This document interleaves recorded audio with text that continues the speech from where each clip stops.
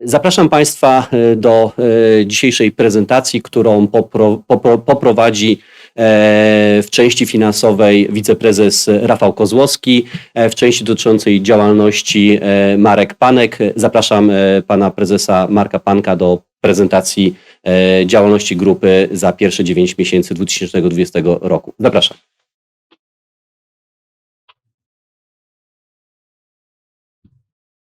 Dzień dobry, witam Państwa bardzo serdecznie, nie ukrywając, że wolałbym w tej chwili stać w sali konferencyjnej jednego z miłych hoteli, mieć Państwa przed swoimi oczami i móc bezpośrednio dzielić się dobrymi informacjami, z którymi dzisiaj przychodzimy. No ale cóż, przyszło nam żyć w takich czasach, w czasach zdalnych spotkań i myślę, że też trochę już wszyscy się do tego przyzwyczailiśmy.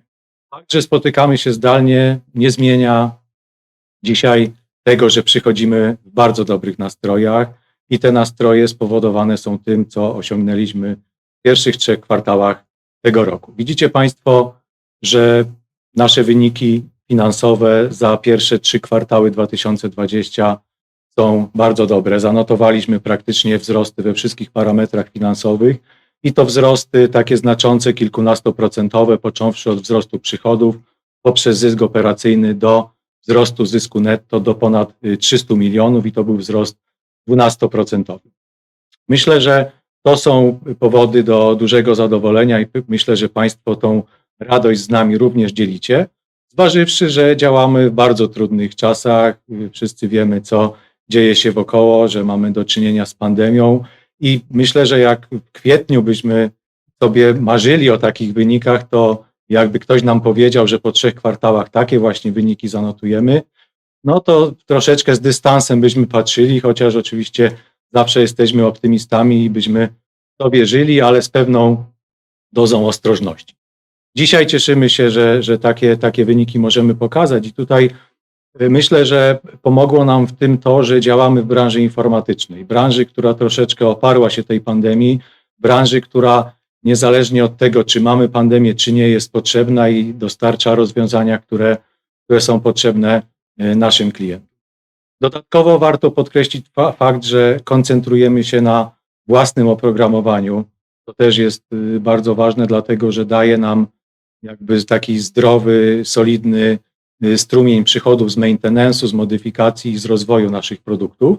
No i podkreślamy, zawsze to podkreślaliśmy, dużą dywersyfikację naszego biznesu, to, że jesteśmy w tak różnych branżach, w tak różnych sektorach, w tak wielu krajach, pomaga nam w jakiś sposób utrzymać balans i tak naprawdę zapełnić też czasem te luki, bo też nie ukrywamy, że mamy miejsca w naszej grupie, które w wyniku pandemii troszeczkę słabiej działały, no ale właśnie dzięki tej dywersyfikacji byliśmy w stanie to zneutralizować w innych miejscach. Cieszę się, że realizujemy plany rozwoju grupy przez akwizycję. Nie wstrzymujemy tej działalności, pomimo że oczywiście jest ona troszeczkę utrudniona. Natomiast w tych ostatnich 9 miesiącach tego roku dołączyło do naszej grupy kilkanaście nowych firm, uzupełniając naszą ofertę o ciekawe produkty czy kompetencje. Trudno też nie skomentować, w jaki sposób bieżąca sytuacja rynkowa wpływa na osiągane przez nas wyniki, a jeszcze co ważniejsze na perspektywy naszego rozwoju. I tutaj mamy kilka takich komentarzy. Na pewno obserwujemy pewne przyspieszenie procesów cyfryzacji w niektórych firmach. Właśnie jest to związane z pandemią i widzimy, że niektóre z naszych rozwiązań cieszą się w tej sytuacji dużo większym zainteresowaniem niż miało to miejsce wcześniej. Mówię tutaj o przede wszystkim rozwiązaniach służących zdalnej pracy, czy służących zdalnej obsłudze klienta, czy też rozwiązaniach związanych z cyberbezpieczeństwem i podpisem elektronicznym. To są rzeczywiście obszary, których rozwój obserwujemy taki dość znaczący i dynamiczny. Z drugiej strony no, widzimy jednak pewną ostrożność naszych klientów w podejmowaniu dużych, nowych projektów. Mamy nadzieję, że jak sytuacja się ustabilizuje, to też w jakiś sposób wróci do normy. No i cóż, no wszyscy pewnie mamy jakąś niepewność związaną z przyszłością, niepewność, która wynika z ogólnej sytuacji gospodarczej, nie tylko w Polsce i na świecie, no ale z tym zmagamy się wszyscy. obserwujemy, co dzieje się na rynkach i próbujemy w jakiś sposób dostosowywać swoją działalność do sytuacji. Tutaj widzicie Państwo podstawowe liczby, które charakteryzują te pierwsze 3 kwartały. Zacznę od przychodów. Przychody ze sprzedaży przekroczyły 8 miliardów 707 milionów i to był wzrost 13% w stosunku do ubiegłego roku. Oprogramowanie i usługi własne, czyli nasza najważniejsza działalność, wzrosła nam o 10% i osiągnęła poziom prawie 7 milionów. EBITDA przekroczyła 1 370 milionów, wzrosła o 16%. Zysk operacyjny non-IFRS przekroczył 1 030 milionów i tutaj notujemy wzrost 17%. No i ostatnia liczba, zysk netto, przekroczyliśmy 300 milionów złotych, osiągając 12% wzrost. No jeszcze raz podkreślam, że jesteśmy bardzo zadowoleni z tych wyników i to, co działo się w tych pierwszych 3 kwartałach, daje nam naprawdę dużą satysfakcję. Podkreślamy silną dywersyfikację sektorową naszych przychodów. Na wykresie słupkowym widzicie Państwo, jak w ostatnich 5 latach kształtowała się nasza sprzedaż w tych podstawowych 3 sektorach, w których działamy, czyli dla przypomnienia są to przedsiębiorstwa, bankowość i finanse oraz sektor publiczny. Natomiast na wykresie kołowym widzimy, jak wygląda obecna struktura tej sprzedaży, czyli przedsiębiorstwa przyniosły nam 38% sprzedaży, bankowość i finanse 37% i sektor publiczny 25%. Jeśli chodzi o podział sprzedaży na rynki, na które działamy, tutaj dla przypomnienia dzielimy naszą sprzedaż na 3 podstawowe segmenty. Największym segmentem jest segment Formula Systems, który przyniósł nam w omawianym okresie 63% całej sprzedaży. Drugim w kolejności jest segment Asseco International, który przyniósł nam 25% sprzedaży. No i Polska, cały czas dla nas oczywiście bardzo ważna, która przyniosła 12% całej sprzedaży. No i na wykresie słupkowym znowu analogicznie mamy szansę zaobserwować, jak ta sprzedaż w poszczególnych segmentach kształtowała się w okresie ostatnich 5 lat. Jeśli chodzi o strukturę zysku operacyjnego, tutaj ona jest troszeczkę inna niż sprzedaż. Formula Systems, oczywiście ciągle największy kontrybutor do zysku, przyniósł nam 59%, Asseco International 25% i Polska 16%. No i znowu analogicznie słupki, które pokazują ten rozkład w ostatnich latach. Kilka słów komentarza na temat biznesu w poszczególnych segmentach, w których działamy. Zacznę od Polski. W Polsce zanotowaliśmy 12% wzrost sprzedaży i przekroczyliśmy kwotę 1 miliarda złotych.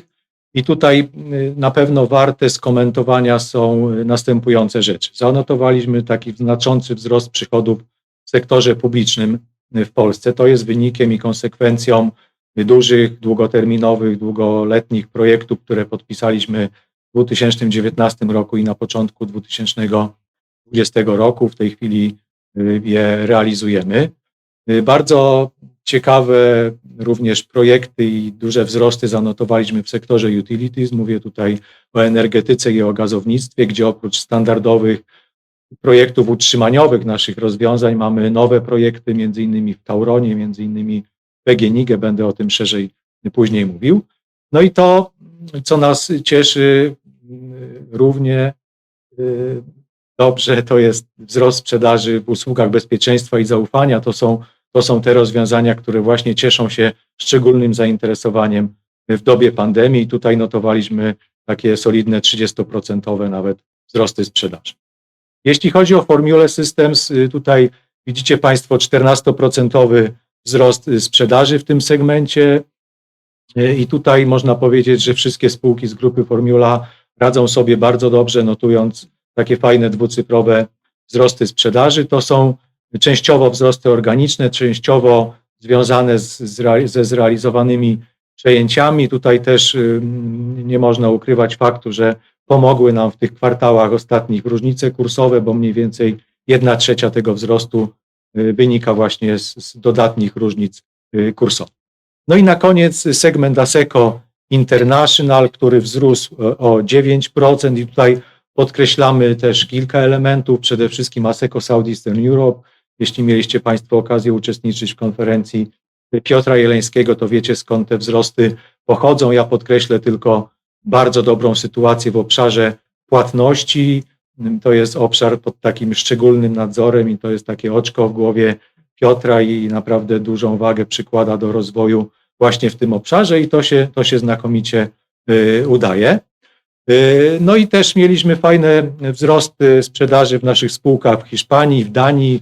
O tym mówiliśmy w tamtym kwartale. Teraz dołożyliśmy jeszcze Litwę, bo Litwa, chociaż skala tego biznesu jest stosunkowo mała, to jednak ta spółka radzi sobie naprawdę bardzo dobrze i realizując głównie projekty w sektorze publicznym. No i na koniec cieszy nas rozwój sprzedaży naszych rozwiązań ERP, czyli te wszystkie spółki, które działają pod parasolem Asseco Enterprise Solutions w różnych krajach, radzą sobie bardzo dobrze, notując wzrosty sprzedaży. Krótka charakterystyka poszczególnych sektorów, w których działamy. Zacznę od bankowości i finansów. Tutaj w całej grupie zanotowaliśmy 7% wzrost sprzedaży, osiągając prawie 3 miliardy 200 milionów. Największym kontrybutorem do tej sprzedaży jest grupa Formula Systems, notując 9% wzrost i przekraczając 2 miliardy 140 milionów sprzedaży. I to w dużej mierze dzięki Sapiensowi, czyli tej, przypomnę, naszej spółce działającej w branży ubezpieczeniowej, czy dostarczającej oprogramowanie dla sektora ubezpieczeń. I tutaj naprawdę jesteśmy pod wrażeniem, bo Sapiens notuje bardzo znaczące wzrosty przychodów na tych głównych rynkach, na których działa, czyli w Stanach Zjednoczonych i w Europie, bo te dwa rynki dają ponad 90% przychodów Sapiensa. Opowiem troszeczkę później o ostatniej akwizycji Sapiensa, bo ona też jest bardzo ciekawa i miała miejsce właśnie w Europie, w Skandynawii. Jeśli chodzi o segment Asseco International, no powtórzę jeszcze raz ten dynamiczny wzrost naszej działalności w płatnościach w obszarze Asseco Southeastern Europe, również w samym obszarze bankowości w tym holdingu działo się bardzo dobrze, głównie w rozwiązaniach mobilnych, których sprzedajemy coraz więcej. No i tutaj na pewno Polska wymaga obszernego komentarza, dlatego że w Polsce widzicie Państwo, ta sprzedaż jest płaska, ona jest na podobnym poziomie jak w tamtym roku, czyli oscyluje w granicach 320 milionów złotych. Natomiast to, co jest ważne, my w Polsce mieliśmy bardzo wysoką bazę 2019 roku.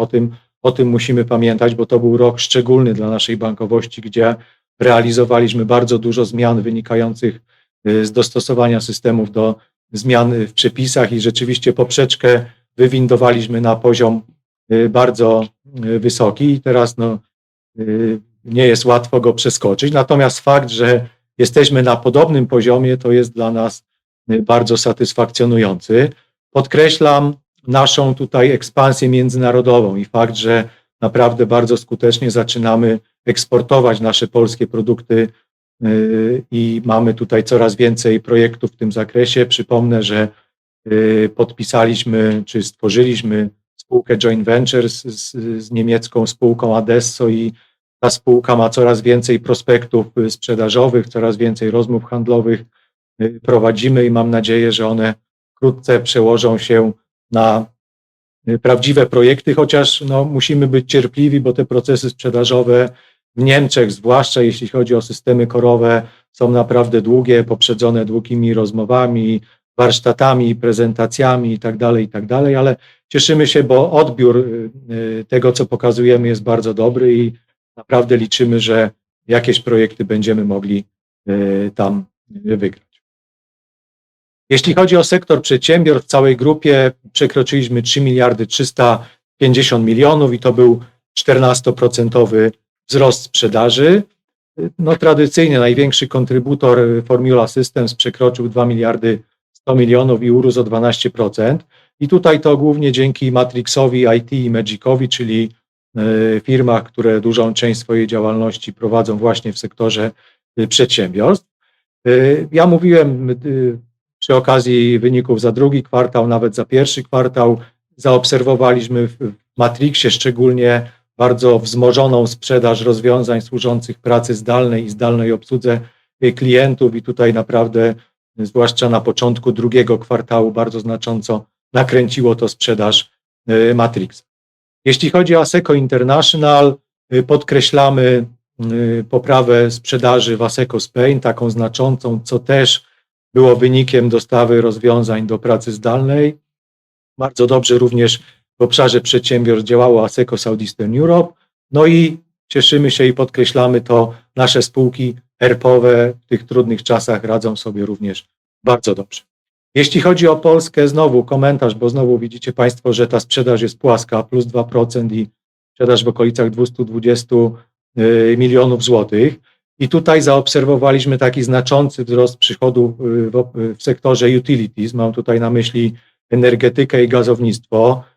No ja przypomnę, my jesteśmy bardzo takim znaczącym graczem na rynku energetycznym, obsługując większość klientów z tego sektora. Natomiast w tej chwili realizujemy również dodatkowo nowe projekty w Tauronie, realizujemy również bardzo duży projekt w PGNiG i to myślę, że raz, że przyczyniło się do znaczącego wzrostu przychodów, a dwa, że umocni naszą pozycję właśnie w tym sektorze. Z kolei w telekomunikacji pamiętajmy, że zakończyliśmy współpracę z Orange'em, więc tutaj w naturalny sposób mieliśmy spadek przychodów, natomiast z kolei rozpoczynamy czy kontynuujemy współpracę z grupą Cyfrowego Polsatu. Rozpoczęliśmy na bazie takiej umowy pomostowej realizację dużego projektu i w tej chwili jesteśmy w trakcie rozmów na temat dużej umowy, która by cały ten projekt opisywała. Jeśli chodzi o sektor instytucji publicznych, tutaj mamy taki znaczący 20% wzrost sprzedaży w całej grupie i przekroczyliśmy 2 miliardy 175 milionów. W Formuli ten wzrost jest bardzo znaczący, bo 26% i tutaj Matrix jest głównym kontrybutorem. Matrix, który prowadzi bardzo dużo projektów w sektorze publicznym dla Ministerstwa Obrony, dla Ministerstwa Edukacji, zresztą też sporo takich nowych umów podpisał. Dodatkowo ten wzrost sprzedaży jakby wsparty jest akwizycjami, które zostały przez Matrixa w ostatnim okresie dokonane. Jeśli chodzi o Polskę, tutaj mamy jeszcze większy wzrost, bo 32% i osiągnęliśmy prawie 460 milionów sprzedaży.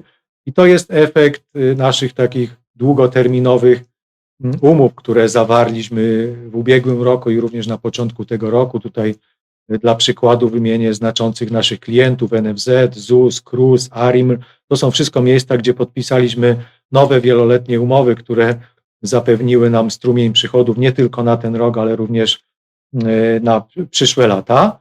No i też mieliśmy sporo projektów związanych z dostosowaniem kluczowych systemów ZUS-u do obsługi tarczy antykryzysowej, do obsługi polskiego bonu turystycznego i tutaj naprawdę duży szacunek dla naszego zespołu, który pracował w takim trybie troszeczkę nienormalnym, po 16 godzin, czasem dłużej, po to, żeby nadążyć za tym wszystkim i zrealizować te wszystkie wymagania, które ZUS przed nami stawiał, a wiecie Państwo, że tutaj presja czasowa była duża. Natomiast cieszę się, bo usłyszeliśmy z ZUS-u, z ust najważniejszych osób tam pracujących naprawdę dużo miłych słów, które jeszcze nam dodały siły i jeszcze zmotywowały nas do być może jeszcze lepszego działania. Jeśli chodzi o akwizycje, cieszę się, że tutaj nie zwalniamy tempa. Jak wspomniałem na początku, dołączyło do nas kilkanaście nowych spółek. Tutaj widzicie Państwo zaznaczone w tych prostokątach niebieskich, to są spółki, które tylko w trzecim kwartale dołączyły do nas, czyli mieliśmy akwizycje zarówno na rynku izraelskim, na rynku amerykańskim, jak i na rynku europejskim. Ja nie będę Państwa zanudzał i nie będę o każdej z tych spółek w tej chwili mówił, ta prezentacja będzie dostępna, będzie można sobie poczytać. Natomiast dodam jeszcze tutaj jedną rzecz, która miała miejsce już w czwartym kwartale, ale myślę, że warto o niej wspomnieć, a mianowicie akwizycję Sapiensa, akwizycję w Skandynawii. Sapiens niedawno nabył spółkę o nazwie TIA, spółkę, której zresztą my się przyglądaliśmy już od wielu lat. Ja pamiętam jeszcze nasze pierwsze kroki w Skandynawii, spotykaliśmy się z nimi, wtedy do żadnej akwizycji nie doszło, ale widać wszystko ma swój czas i dzisiaj Sapiens tą spółkę nabył umacniając tym samym swoją pozycję nie tylko w Skandynawii, ale również w całej Europie. Podkreślamy tutaj naszą silną pozycję w tych głównych obszarach kompetencyjnych, w którym działamy, czyli tak międzynarodowe centra kompetencji, ERP, płatności, ubezpieczenia. To są miejsca, które działają międzynarodowo, miejsca, które też bardzo fajnie nam rosły w tym omawianym okresie. No i nie możemy zapominać również o nowych obszarach, tych takich, które dzisiaj są bardzo modne, rozwiązania chmurowe, cyberbezpieczeństwo, robotyka. We wszystkim jesteśmy obecni, we wszystkim mamy znaczące przychody i we wszystkich tych obszarach się również rozwijamy. No i nie zapominamy o chyba najważniejszych naszych kompetencjach, bankowość i finanse. Tutaj 3,2 miliarda złotych, naprawdę silna pozycja w tym sektorze. No i na koniec backlog, to jest backlog, portfel zamówień do końca 2020 roku, porównany z backlogiem, który prezentowaliśmy rok temu. Widzimy tutaj 12% wzrost, który napawa nas pewnym optymizmem, jeśli chodzi o zakończenie całego roku 2020. No i tutaj widzicie Państwo, jak ten backlog rozbity jest na poszczególne segmenty, w których działamy. I to z mojej strony wszystko. Ja dziękuję za uwagę. Oddaję głos Rafałowi.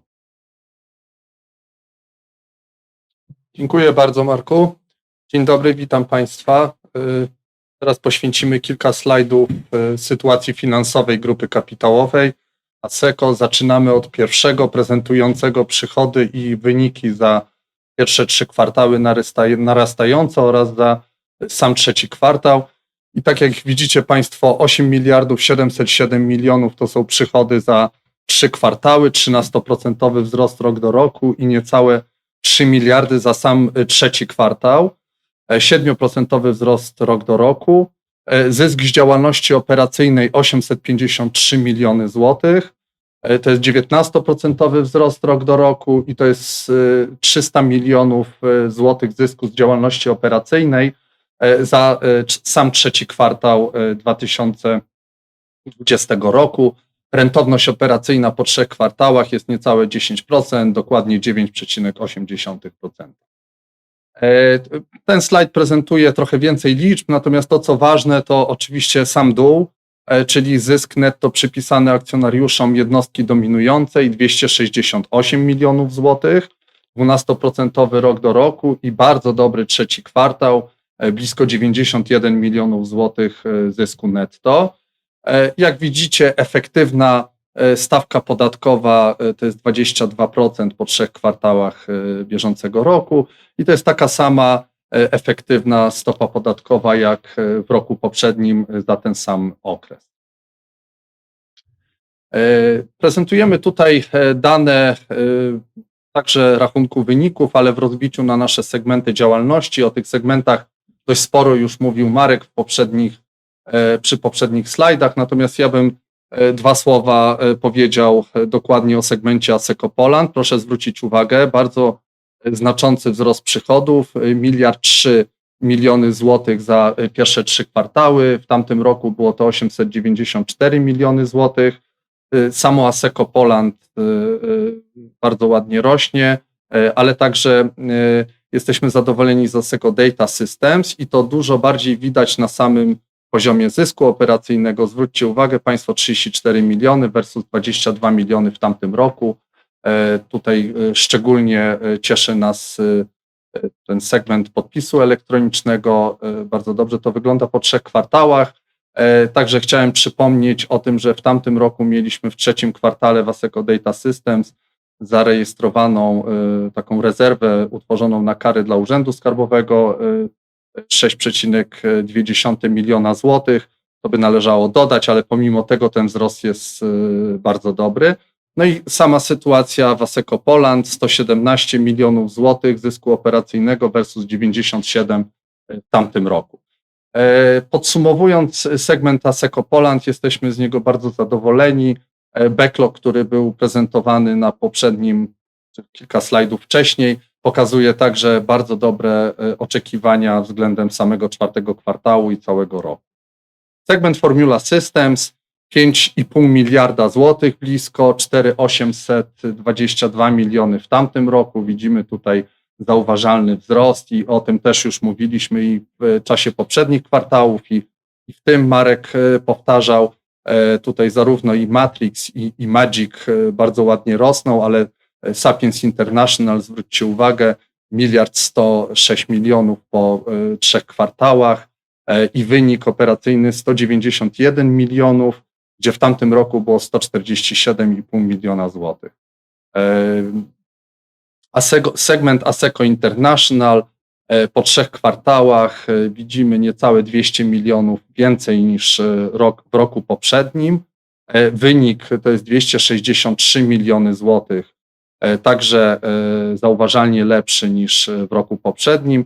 Jak się zagłębimy i przejrzymy poszczególne subsektory, to rynek środkowoeuropejski mamy nieco słabszy niż w tamtym roku.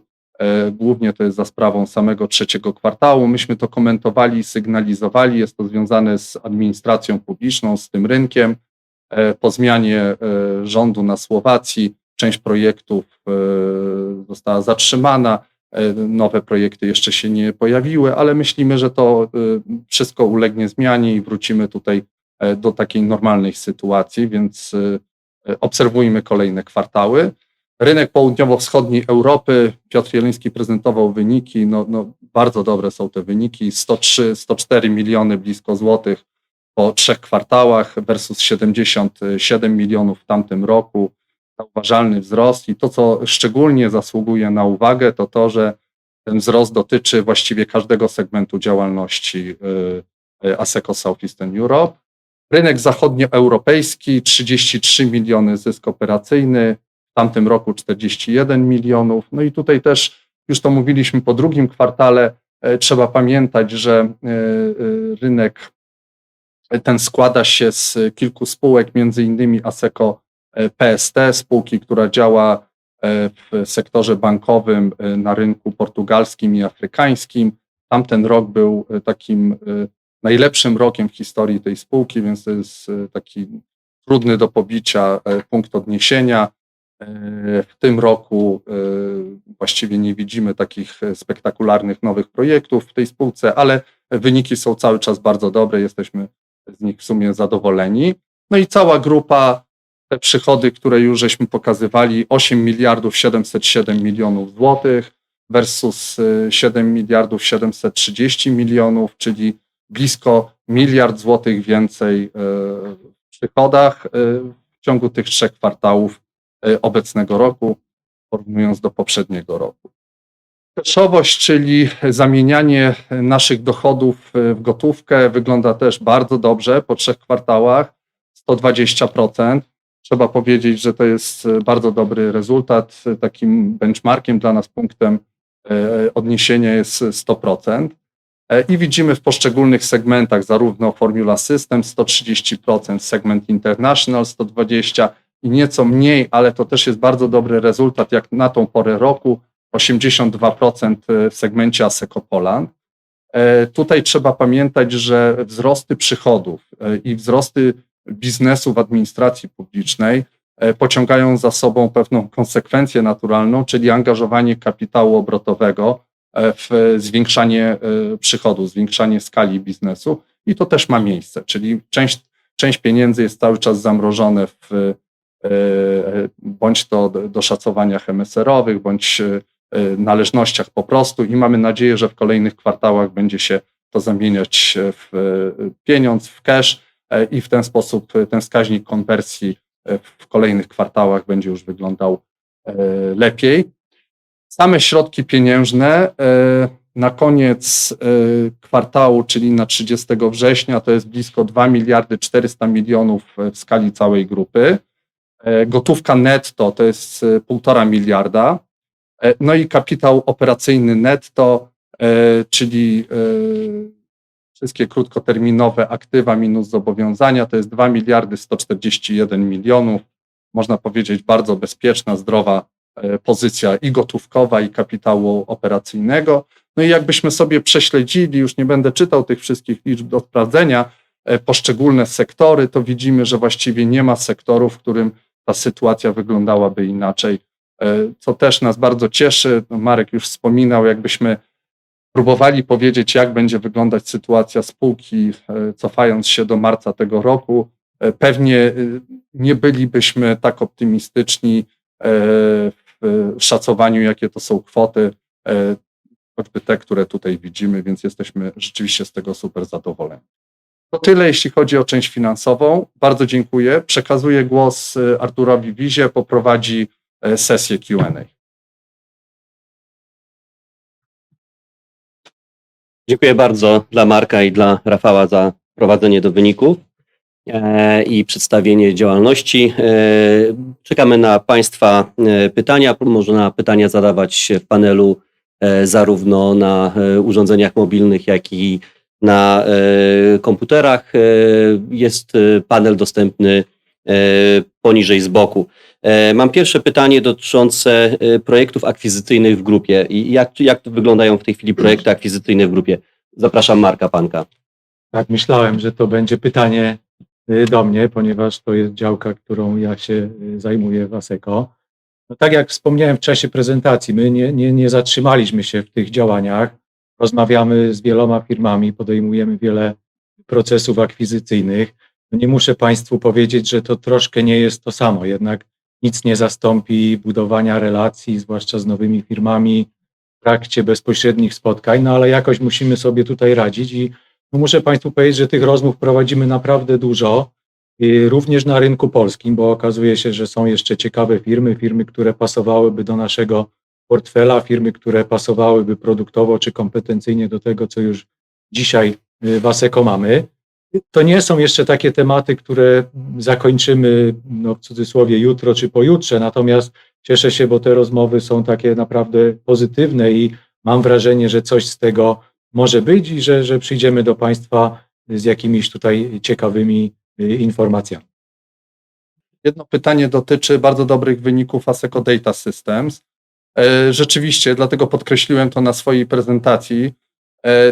To jest dobry rok w ogóle dla ASECO Data Systems i proszę sobie przypomnieć, myśmy parę lat temu sformowali ASECO Data Systems z kilku spółek. Wiedzieliśmy, że integracja tych spółek, ułożenie ich na nowo, przygotowanie do takiej porządnej ekspansji rynkowej zajmie chwilę, ale trochę nas nie dziwi to, z czym mamy dzisiaj do czynienia, bo to właśnie taka ciężka, konsekwentna praca przynosi takie efekty. Więc można powiedzieć, że większość biznesowych pionów bardzo dobrze w tej chwili funkcjonuje i ma bardzo dobre wyniki w 2020 roku. Ja szczególnie zarekomendowałem czy wskazałem na podpis elektroniczny, ale to nie tylko podpis elektroniczny decyduje o tych dobrych wynikach. Mamy bardzo fajną działalność dla uniwersytetów, dla szkół wyższych, taki specjalny software dla nich przygotowany. On rzeczywiście jest implementowany w kilka nowych szkół i w tamtym roku, i w tym roku ten software zaczęło używać i to widać w wynikach. Działalność także związana z samorządami, ona całkiem przyzwoicie idzie, więc tam jest ileś takich wątków, które rzeczywiście zadziałały. To jeśli chodzi o ASECO Data Systems. Mam już To kolejne proszę. pytania, które będę zadawał. Jak już Ciebie mam, to od razu będziemy kontynuować. Dobrze. Segment ERP, ASECO Business Solution. Jakie oczekujecie końcówki roku, uwzględniając wysoką bazę z Q4 2019? Znaczy, my się spodziewamy dobrego roku. Nie spodziewamy się tutaj jakiegoś dynamicznego wzrostu rok do roku. Rzeczywiście widzimy pewne, nie chcę powiedzieć spowolnienie, bo raczej z tym nie mamy do czynienia, ale takie zastanowienie się po stronie klientów. Natomiast to powinien być bardzo przyzwoity rok. ASECO Data Systems, bardzo mocne wyniki, drugi kwartał z rzędu. Jakie perspektywy na rok 2021 tego biznesu? Trochę już może nie rozwijając za bardzo, bo już o tym trochę mówiłem, ale 2021 rok też jesteśmy bardzo dobrze, tak pozytywnie nastawieni i trzymamy kciuki. Mamy nadzieję, że będzie równie dobry jak sam 2020 rok. Pytanie dotyczące nowego projektu. Prośba o komentarz do potencjalnego kontraktu na system poboru opłat w województwie pomorskim za 130 milionów złotych. Jaki będzie udział sprzętu, jaka może być marżowość na tle segmentu public? ale mówimy... To jest Innobaltica. Tak. No, nie mówimy jeszcze o szczegółach.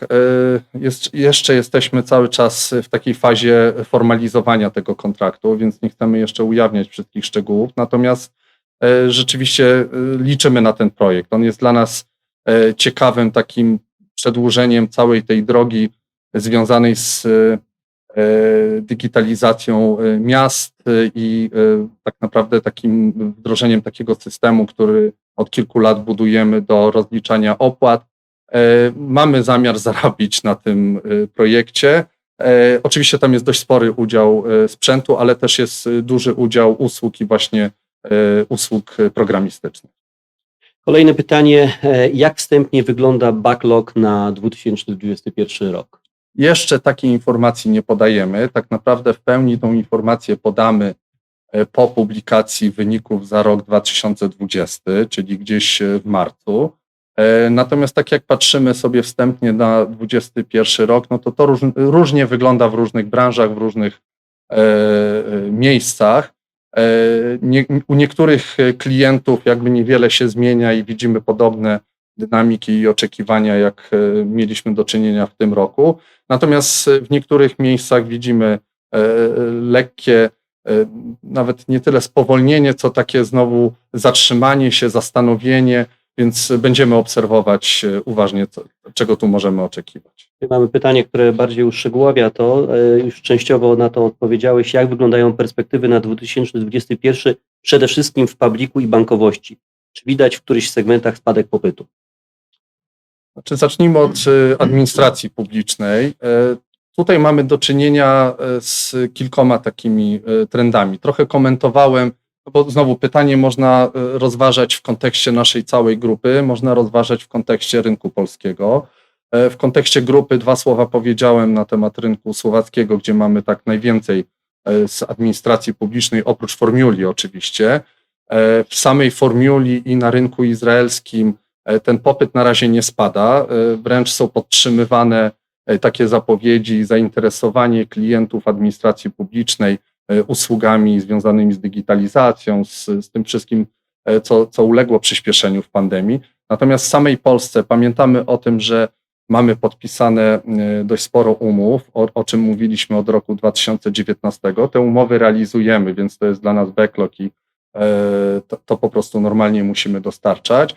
Natomiast jeśli chodzi o nowe zainteresowanie, to oczywiście jest sporo pracy i tej pracy potencjalnie cały czas związanej ze wszystkim, co się dzieje dookoła koronawirusa i różnymi programami związanymi z tarczą wsparcia.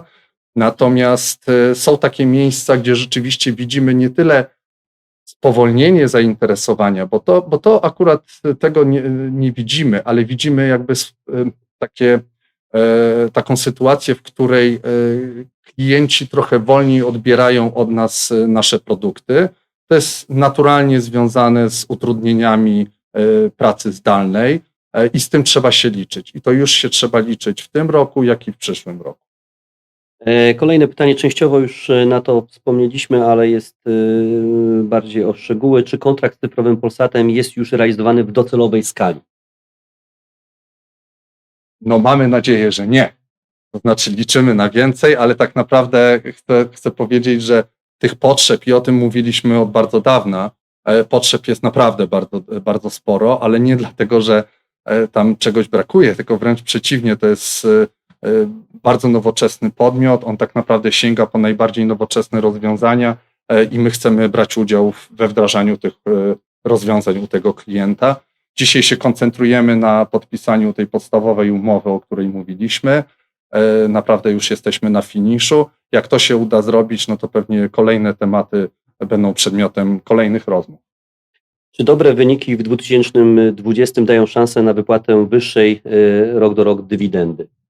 No nie komentujemy informacji dotyczącej dywidendy. Zostawiam tutaj prawo rekomendacji naszemu prezesowi.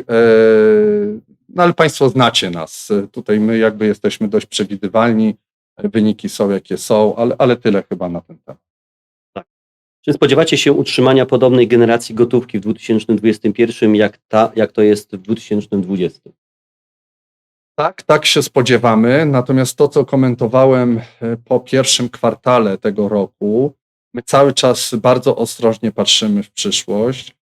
Cały czas próbujemy zrozumieć, jaki wpływ pandemia będzie miała na gospodarkę, a to się będzie przekładać też na sytuację naszych klientów.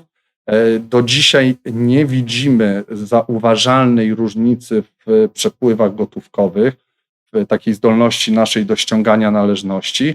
Natomiast no, musimy być ostrożni i cały czas się temu przyglądać w przyszłości. W kontekście backlogu padło, że u części klientów niewiele się zmienia, a u części jest spowolnienie, zatrzymanie. Natomiast nie padło o wzroście. Czy widać u części klientów wzrost popytu w większej skali niż obserwowane spowolnienie? No, w ogóle widzimy i to my też sygnalizujemy, to w naszych wynikach najlepiej widać, że jest dość spore zainteresowanie wszystkim, co związane z wzmacnianiem frontendów, czyli tego dostępu klientów, naszych klientów do systemów. W tym rzeczywiście coraz więcej pracy jest i to widzimy, zainteresowanie, więc to jest bardzo pozytywny sygnał. Mam kolejne pytania, poproszę Marka, żeby na nie odpowiedział. Marek, czy spółka jest zainteresowana polskimi aktywami Sage wystawionymi na sprzedaż? To jest bardzo ciekawe pytanie, którego no, mogliśmy się spodziewać, ponieważ ostatnio w prasie parę artykułów na ten temat widzieliśmy. Natomiast tak trochę się zastanawiam, co ja w ogóle mogę powiedzieć, dlatego że no, jesteśmy objęci dość restrykcyjną umową o poufności. Jedyne, co mogę powiedzieć, to, że wiemy o temacie i w jakimś tam sposób się temu przyglądamy. Natomiast no, mój komentarz jest taki, boimy się trochę, że to będzie wyścig cenowy. Wyścig, w którym niekoniecznie będziemy chcieli brać udział, no bo też mocno stąpamy po ziemi i nie chcemy w jakiś sposób przepłacać za spółkę, no, która skądinąd jest ciekawą spółką i w ogóle całe to postępowanie jest pewnie ciekawe i warto obserwować, co tam się będzie działo. Dziękuję. Kolejne pytanie, Marek, do Ciebie. Prośba o komentarz na temat postępów w projektach bankowych w Niemczech. Czy aktualnie Asseco jest w jakimś przetargu? No troszeczkę już o tym wspomniałem podczas mojej prezentacji. Przypomnę jeszcze raz, bo to jest dla nas naprawdę bardzo ważny projekt bankowości. W zeszłym kwartale, czy w trzecim, czy w drugim kwartale utworzyliśmy, czy sfinalizowaliśmy utworzenie spółki joint venture z taką jedną z większych firm informatycznych niemieckich o nazwie Adesso. I to oczywiście był proces poprzedzony mniej więcej 2-letnimi rozmowami i przyglądaliśmy się wzajemnie, poznawaliśmy się. Przede wszystkim spółka Adesso bardzo dokładnie zapoznała się z naszym systemem korowym, który postanowiliśmy razem sprzedawać na rynku niemieckim. No i bardzo mocno wierzymy w to przedsięwzięcie i mamy po drugiej stronie naprawdę zespół bardzo profesjonalny. Myślę, że jak z nimi tego nie zrobimy, to ciężko będzie z kimkolwiek to zrobić. I w tej chwili bierzemy udział w kilku postępowaniach, mniej lub bardziej formalnych. Na pewno jedno jest takie bardzo, powiedziałbym, zaawansowane, co absolutnie proszę nie rozumieć jako coś, co się może zamknąć i wydarzyć za miesiąc czy dwa, bo to raczej liczę w takich długich kwartałach, dlatego że te postępowania na systemy korowe po prostu tyle trwają. Natomiast no, podkreślę jeszcze raz, już też o tym mówiłem, że cieszy nas odbiór tego, co prezentujemy, bo rzeczywiście strona niemiecka jest pod wrażeniem naszych rozwiązań i cieszymy się właśnie, że to daje nam szansę na zaistnienie na tamtym bardzo dojrzałym rynku. Tak, trzeba to podkreślić, co Marek powiedział, że uczestniczymy w kilku przetargach, ale to oczywiście wymaga większego czasu. Nie mamy więcej pytań, przynajmniej nie widzę, żeby coś wpadło do naszego czatu. W związku z tym będziemy kończyć już. Bardzo dziękujemy za odpowiedzi na pytanie. Dziękujemy Państwu za uczestniczenie w dzisiejszym spotkaniu. Zapraszamy oczywiście już na kolejne kwartały i kolejne prezentacje naszych wyników. Jesteśmy również do Państwa dyspozycji w każdej chwili, jeżeli Państwo mają jakiekolwiek pytania. Nasz dział relacji inwestorskich jest do Państwa dyspozycji. My również jako zarząd jesteśmy do Państwa dyspozycji i zapraszamy do kontaktu i miejmy nadzieję, że wkrótce będziemy mogli się spotkać na spotkaniu w tak jak to zawsze bywało, osobiście i będziemy mogli podyskutować na temat tego, co robimy i się pochwalić kolejnymi zrealizowanymi projektami, kolejnymi zrealizowanymi rozwiązaniami dla naszych klientów. Bardzo dziękujemy za udział w dzisiejszym spotkaniu i do zobaczenia, do usłyszenia. Dziękujemy.